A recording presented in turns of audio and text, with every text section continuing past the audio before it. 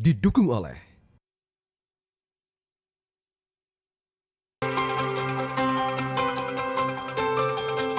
Anda kembali bersama kami pemirsa dalam live event Natal kali ini. Tapi tidak spesial kayaknya kalau kita tidak menghadirkan satu sosok yang mungkin bisa berbagi makna Natal, tema Natal kali ini. Kita udah punya siapa nih Valen sama kita di studio Ada kali ini? seorang pendeta yang Anda juga pasti familiar kalau misalnya sering buka media sosial, sering mengikuti khotbah-khotbah yang disampaikan. Ada pendeta Steve Marcel. Selamat pagi Pak Pendeta. Selamat Natal. Selamat Natal. Ini semoga damai sejahtera Natal ini melingkupi semua umat yang ada di Indonesia, terutama di kondisi saat ini. Tapi sebelum kita lanjut ngobrol-ngobrol lagi sama Pendeta Steve dan nanti berbagi cinta kasih Natal, pemirsa, ternyata cinta kasih dan semangat kerukunan antar umat beragama ini masih menjadi tema utama perayaan Natal Gereja Jawi Wetan Lawang di Kabupaten Malang. Dan tidak hanya dari kalangan jemaat gereja saja. Kali ini ternyata perayaan ini juga mengundang umat lintas agama. Ini adalah bentuk nyata toleransi dan saling menghormati di negeri ini. Nah, ini adalah situasi suasana haru pada saat menyalakan api lilin yang jadi pembuka pelaksanaan malam Natal Jemaat GKJW Lawang di Aula Serbaguna Taman Wisata Petik Madu Lawang hari Rabu malam. Di antara ada 1000-an kurang lebih jemaat yang hadir. Terlihat pula ada puluhan pemuka agama dan juga umat lintas agama mulai dari agama Hindu, Buddha, aliran kepercayaan dan juga Islam hadir di sana. Nah, dalam khotbah singkatnya Pendeta Sevi Niasari mengingatkan umat untuk selalu mengedepankan rasa cinta kasih dan damai Natal sebagai landasan membangun kerukunan antar umat beragama, toleransi dan rasa saling menghormati wajib dijaga demi keutuhan negara kesatuan Republik Indonesia. Dalam malam perayaan Natal tahun ini, Jemaat GKJW Lawang juga memanjatkan doa bagi masyarakat di Pulau Sumatera yang jadi korban bencana banjir bandang dan tanah longsor tahun ini. Melalui kasih dan damai Natal, umat berdoa bagi keselamatan dan kemakmuran bangsa Indonesia.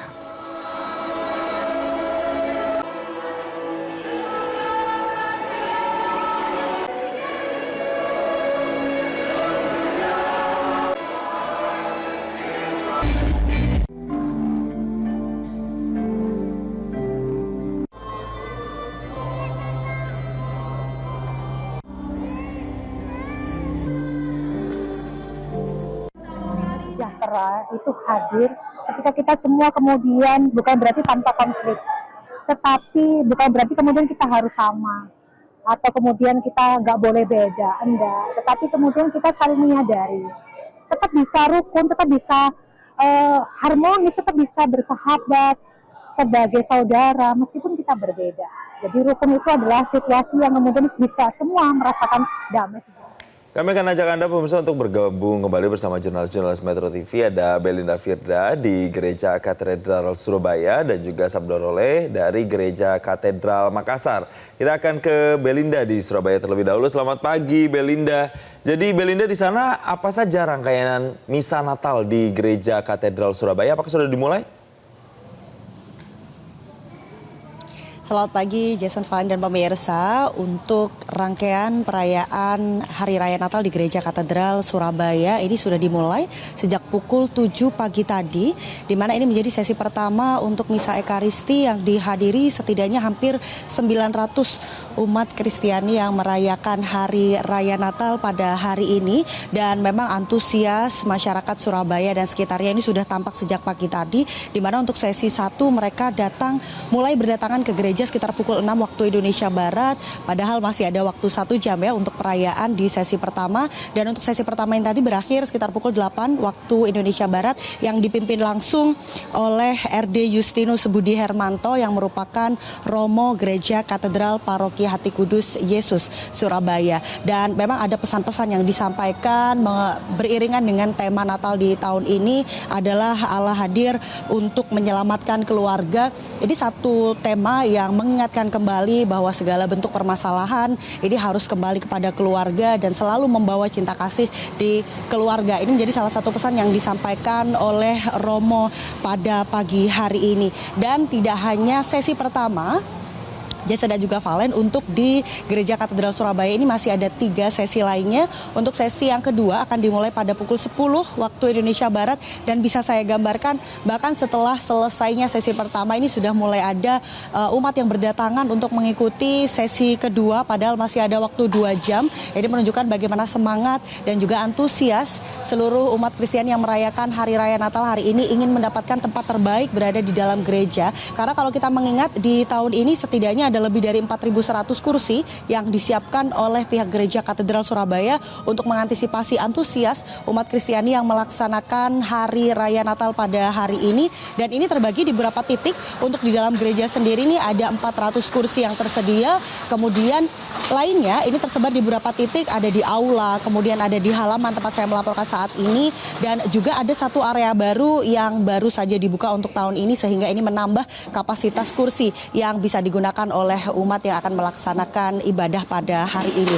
Dan menariknya, yang berbeda di tahun ini adalah ketika nanti di sesi kedua jam 10 pagi, pemirsa, di Gereja Katedral Surabaya ini adalah misa untuk anak-anak, sehingga nanti ada surprise nih yang diberikan oleh pihak Gereja Katedral bahwa anak-anak akan mendapatkan bingkisan langsung dari Santa yang dibagikan tepat di belakang saya. Ini nanti ada di kandang Natal. Ini mereka akan mendapatkan hadiah, setidaknya ada 200 bingkisan yang sudah disiapkan untuk anak-anak di sesi kedua. Sementara demikian kita akan mengikuti bagaimana jalannya ibadah di Gereja Katedral Surabaya dengan hikmat dan khusyuk. Sementara demikian kembali ke studio. Oke, Belinda, terima kasih. Nah, dari Belinda, pemirsa, coba kita lihat kalau di Katedral Makassar bagaimana pagi ini. Ada Sabda di sana, Sabda Role. Jadi bagaimana jalannya misa Natal di Gereja Katedral pagi ini? Ya, Valen, Jason, dan juga pemirsa, misa Natal di Paroki Hati Yesus yang Maha Kudus Katedral Makassar hari ini digelar 3 sesi. Sesi pertama tadi digelar pada pukul 8 pagi dan baru saja selesai. Dan untuk sesi kedua nantinya akan digelar di pukul 11 waktu Indonesia Tengah. Dan untuk misa sesi ketiga digelar pada pukul 17 waktu Indonesia Tengah nanti. Misa Natal yang diikuti sedikitnya 1.200 umat Katolik ini berjalan lancar dan juga penuh hikmat. Untuk misa pertama ini tadi dipimpin langsung oleh Keuskupan Agung Makassar Monsinyur Franciscus Nipa. Adapun tema Natal untuk tahun ini adalah Allah hadir untuk menyelamatkan keluarga, yang dikutip dari Injil Matius 1 ayat 21 sampai 24. Tema Natal tahun ini mengajak seluruh umat Kristiani untuk merenung kembali arti dari sebuah keluarga, di mana Allah memberikan berkat, sukacita, damai sejahtera, dan perlindungan melalui kehadirannya dalam keluarga yang hanya boleh tercapai ketika anggota keluarga berdoa, kemudian membaca firman Tuhan dan saling mengasihi satu sama lain. Misa Natal merupakan perayaan yang mengingatkan umat atas momen kedatangan Yesus ke dunia yang dianggap sebagai juru selamat. Dan perayaan ini mengajak umat merenungkan makna dari kelahiran Kristus. Misa Natal tadi diawali dengan ritus pembuka atau ritual pembukaan, yakni maklumat kelahiran Yesus, kemudian pembacaan teks kuno yang mengumumkan kelahiran Kristus. Kemudian ritual perarakan Sang Timur, kemudian doa kolekta dan kemuliaan, liturgi sabda atau pembacaan firman, homili atau khutbah, di mana dalam ritual ini imam memberikan renungan makna dari kelahiran Kristus. Kami informasikan, Valen dan juga Jason, untuk pengamanan di sini Polda Sulawesi Selatan menerjunkan sedikitnya 3.981 personil gabungan untuk mengamankan sedikitnya 720 gereja yang ada di Kota Makassar. Salah satunya adalah tempat saya melaporkan saat ini, yakni Gereja Katedral Makassar. Untuk sementara demikian dari Gereja Katedral, saya kembalikan ke Valen dan juga Jason di studio. Baik, Sabda Role, terima kasih untuk informasi terkini dari Anda langsung dari Makassar. Sebelumnya pemirsa, ada Belinda Firda dari Gereja Katedral Surabaya. Ya, pemirsa, untuk merayakan Natal yang penuh sukacita, tadi kan kita sudah perkenalkan ada Pendeta Steve Marcel. Langsung aja kalau gitu kita mau tanya-tanya sama Pendeta. Halo Pendeta, selamat Natal sekali lagi. Jadi Natal. kita tuh pengen bahas sebenarnya Pak Pendeta. Situasi Natal kali ini agak beda ya untuk Indonesia ya. Kita lihat saudara-saudara kita yang dari Sumatera, bahkan nggak cuma di Sumatera, ada juga sejumlah daerah lain yang mungkin kena banjir juga atau bencana-bencana. Nah, ini melihatnya, memaknainya bagaimana ya di tengah Natal tapi di situasi yang saudara-saudara kita terkena bencana juga. Oke, nah bicara tentang salah satu esensi daripada Natal adalah sukacita, damai sejahtera. Dan di dalam firman Tuhan jelas bahwa dasar sukacita kita bukan ditentukan oleh keadaan, tetapi ditentukan karena kita punya Tuhan dalam kehidupan setiap kita. Nah, justru dalam keadaan seperti inilah kita diuji. Di manakah dasar fondasi atau bicara tentang tempat kita berpijak untuk damai, untuk sukacita. Karena ada banyak orang sukacita kalau keadaannya baik-baik saja. Sukacita kalau keadaannya dalam situasi yang aman. Tetapi ketika situasinya tidak baik, seringkali sukar untuk bersukacita. Nah, dalam keadaan ini kita diingatkan bahwa apapun keadaannya, tetaplah bersukacita. Karena esensi daripada Natal adalah Tuhan lahir bukan cuma ke dunia tapi dalam hati setiap kita, bahwa damai, bahwa sukacita. Jadi intinya harus tetap bersukacita, Amin. apapun keadaannya. Amin. Oke. Saya mau tanya nanti Pak Pendeta, jadi kalau seandainya kita di tengah situasi seperti ini, biasanya kalau Natal, Merry Christmas itu kan identik dengan makan-makan bersama, kumpul-kumpul, ada pesta-pesta. Apakah itu layak atau tidak? Kita akan tanyakan nanti, pemirsa. Kita jeda terlebih dahulu, tetaplah bersama kami.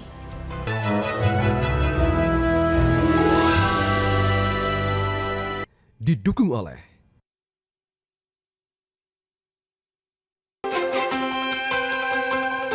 Pemirsa, Anda masih bersama kami di live event perayaan Natal Cahaya Satukan Hati. Kali ini kami berdua masih bersama Pendeta Steve Marcel. Pak Pendeta, jadi tadi kita sedang membahas kalau di tengah situasi bencana, itu kan biasanya Merry Christmas identik dengan kumpul-kumpul, makan-makan, pesta-pesta. Nah, sekarang ada yang membatasi diri untuk tidak ada perayaan berlebihan. Tapi ada juga yang tetap merayakan, tapi tidak lupa untuk memberikan bantuan kepada teman-teman kita yang terdampak bencana. Jadi sebenarnya mana yang lebih baik untuk dipilih? Oke, sebenarnya kalau disuruh memilih, keduanya bisa dipilih. Artinya dalam keadaan ini ketika kita menahan diri dalam konteks kita tidak merayakan sebesar-besarnya, tetapi lebih kepada fokus kepada saudara-saudara kita, sangat boleh. Kita merayakan dengan sebesar-besarnya, membagikan sukacita, dan kemudian di dalam hal itu kayak kemarin ada perayaan Natal yang persembahannya dikirim untuk membantu saudara-saudara kita di sana, itu keduanya sangat boleh. Intinya adalah dalam keadaan ini baiknya bagi setiap kita untuk mengingat keluarga kita, teman-teman kita, saudara kita, kemudian memberikan support kepada mereka supaya mereka juga bisa merasakan damai dan sukacita Natal yang sama. Oke, itu point of view dari mungkin kita-kita, kami-kami yang tidak merasakan dampak bencananya. Tapi sekarang point of view-nya mereka yang saat ini ada di Sumatera atau di sejumlah wilayah lain yang terdampak bencana. Mereka harus merayakan Natal di situasi yang tidak ideal. Gimana ya Pak Pendeta supaya hatinya tuh tetap merasa damai sukacita walaupun mereka tahu kondisi ini tuh bukan kondisi yang ideal untuk merayakan Natal gitu. Ya, saya suka satu kisah dalam Alkitab di mana satu bangsa pilihan Tuhan, mereka dalam pembuangan. Tetapi Tuhan berkata bahwa rancanganku bicara tentang rancangan damai sejahtera untuk memberikan hari depan yang penuh dengan harapan. Kadang-kadang dalam hidup kita dalam situasi yang sulit, Tuhan bisa izinkan masa-masa yang tidak mudah. Tapi dengan kesadaran bahwa semuanya Tuhan izinkan untuk mendatangkan kebaikan, Tuhan punya rencana yang indah di balik semua ini bisa menjadi fondasi kita untuk tetap bersuka cita sekalipun keadaannya tidak dalam keadaan baik-baik saja. Oke, jadi fondasi walaupun keadaannya tidak sedang baik-baik saja. Nah, sekarang kalau saya tarik ke tema Natal tahun ini. Tema Natal tahun ini, pemirsa, Allah hadir untuk menyelamatkan keluarga. Bagaimana mau memaknai kalimat ini pada saat teman-teman kita sedang berada dalam kondisi bencana? Oke. Nah, yang pertama adalah secara internal bahwa semuanya itu berawal dari keluarga. Karena bicara tentang keluarga sekalipun organisasi terkecil, tapi ini adalah satu organisasi yang punya dampak besar dalam kehidupan seseorang. Jadi ketika damai, sukacita itu semua berawal dari keluarga masing-masing, maka keluarga penuh dengan damai, sukacita Natal, akhirnya itu bisa berdampak keluar. Dan ini juga mengingatkan setiap kita bahwa keluarga-keluarga kita yang ada di Aceh, yang ada di Sumatera Utara, sekali lagi mereka juga adalah bagian dari keluarga kita. Karena kita adalah satu bangsa, satu Indonesia. Dan ini mengingatkan setiap kita untuk mari sama-sama kita dalam gerakan yang sama untuk membantu mereka memulihkan keadaan mereka. Dan itu sekali lagi sangat tampak dari apa yang terjadi ya hari-hari ini, bagaimana satu Indonesia itu bergerak bersama untuk membantu saudara-saudara kita di sana, baik netizen, kemudian siapapun, semua lakukan hal yang sama. Nah, ini balik lagi kepada gerakan yang luar biasa untuk membantu memulihkan keluarga kita yang sementara terkena bencana. Berbicara soal Tuhan Yesus Kristus sebagai juru selamat, begitu Pak Pendeta, teladan Yesus apa yang bisa kita contoh, yang bisa kita ilhami ketika kita merayakan Natal di situasi seperti ini banyak orang kena bencana? Apa yang Tuhan ajarkan adalah esensi, sekali lagi bicara tentang kasih. Dan kasih yang Tuhan Yesus ajarkan tidak memandang latar belakang, tidak memandang suku, ras, agama apapun. Bahkan siapapun itu layak untuk dikasihi karena mereka adalah ciptaan Tuhan. Nah, inilah yang harusnya sekali lagi menjadi pengingat bagi setiap kita, terutama dalam bertindak, berkata-kata, supaya kasih itu bisa dirasakan, bisa terpancar, bisa teraplikasikan kepada semua orang, apapun latar belakangnya. Harus ada toleransi dan kasih itu harus dipancarkan kepada setiap orang apapun latar belakangnya. Kita harus jeda terlebih dahulu Pak Pendeta, nanti saya jeda, kami masih akan kembali untuk Anda. Tetaplah bersama kami.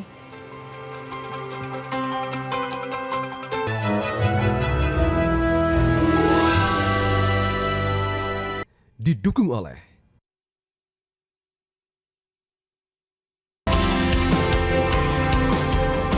Terima kasih pemirsa, Anda masih bersama kami dalam live event perayaan Natal Metro TV Cahaya Satukan Hati. Pemirsa, ratusan warga terdampak bencana banjir bandang di Desa Sibalanga, Kecamatan Adian Koting, Tapanuli Utara menggelar ibadah Natal di posko pengungsi gereja HKBP Sibalanga. Jadi ibadah Natal ini berlangsung penuh kesederhanaan.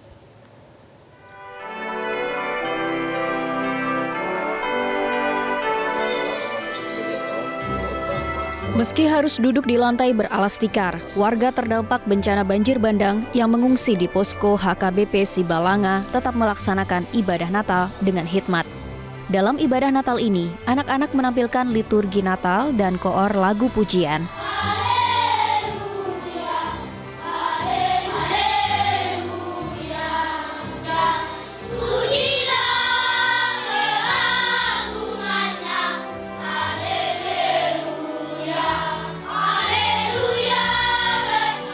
Kebaktian Natal ini juga diikuti oleh Bupati Tapanuli Utara, Jonius Huta Barat, dan Wakil Bupati Tapanuli Utara.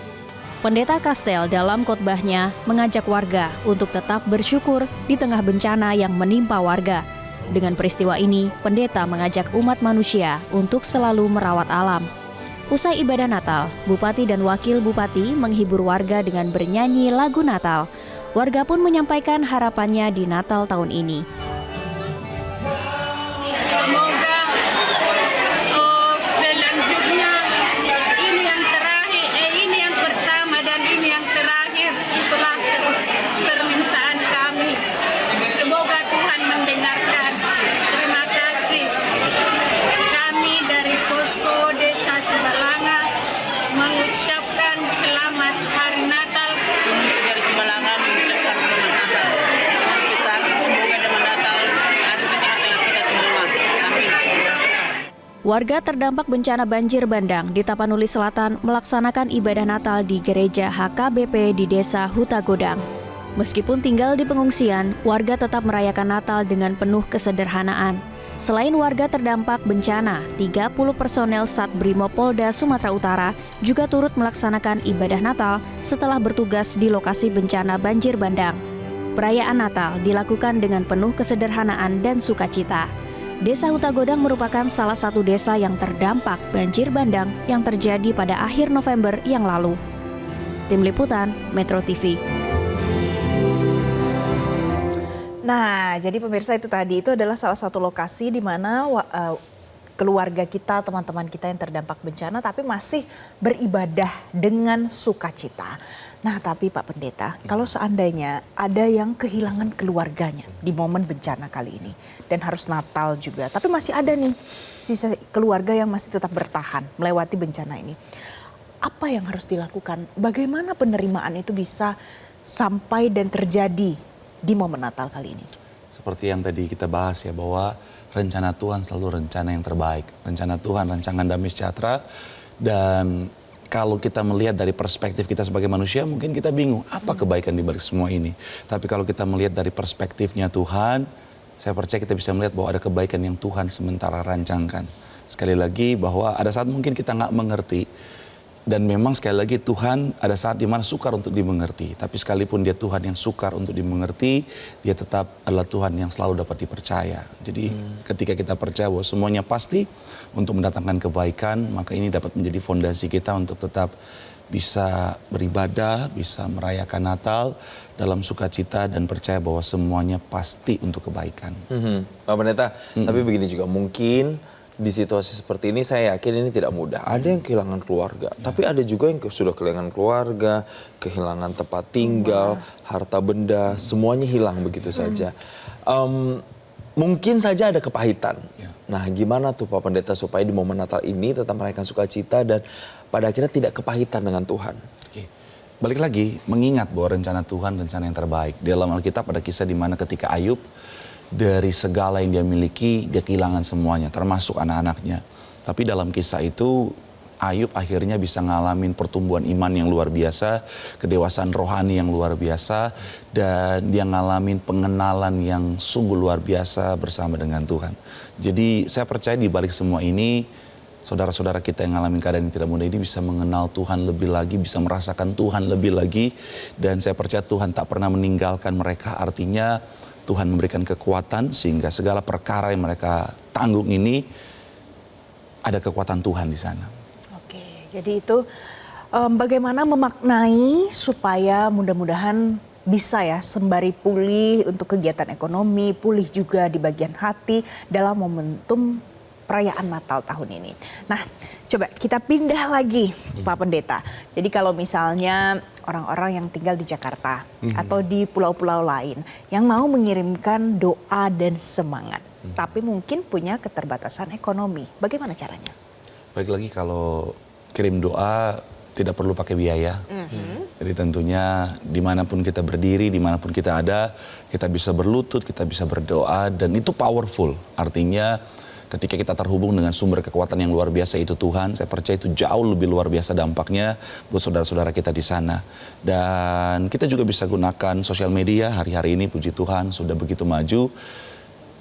Sebuah semangat kecil seringkali bisa punya dampak yang besar buat saudara-saudara kita. Jadi lakukan apa yang kita bisa, semoga dari hal kecil itu sekali lagi mereka bisa dikuatkan. Banyak orang yang juga melakukan bantuan-bantuan begitu, hal-hal kecil tadi yang Pak Pendeta bilang, tapi ternyata tidak hanya dilakukan oleh umat Kristiani. Di momen menjelang Natal ini banyak juga mulai dari umat Muslim, Buddha, Hindu, semua agama. Kita lihat Indonesia kayaknya lagi gandengan tangan semua nih. Ini bisa dikatakan sebagai berkat Natal tersendiri nggak sih untuk tahun ini, untuk Indonesia, untuk masyarakatnya Pak Pendeta? Ya, bahwa memang sekali lagi kalau kita mau korelasikan dengan Natal ya, bicara tentang kasih Tuhan itu kan untuk semua orang. Jadi apapun latar belakangnya, apapun agamanya, apapun sukunya, kasih Tuhan untuk semuanya. Dan di sini kita bisa melihat bahwa orang Indonesia, bangsa Indonesia tuh punya kasih untuk semua. Apapun latar belakangnya, apapun sukunya, agamanya, semuanya kita satu keluarga. Dan akhirnya ketika ada satu anggota keluarga yang ngalamin kesulitan, keluarga yang lain berbondong-bondong untuk saling menolong apapun latar belakangnya. Dan inilah yang sebenarnya Indonesia yang sesungguhnya. Kita mungkin berbeda secara kebenaran agama yang kita pegang, tetapi kita bersama dalam kebaikan. Jelajahi cara baru mendapatkan informasi. Download Metro TV Extend sekarang.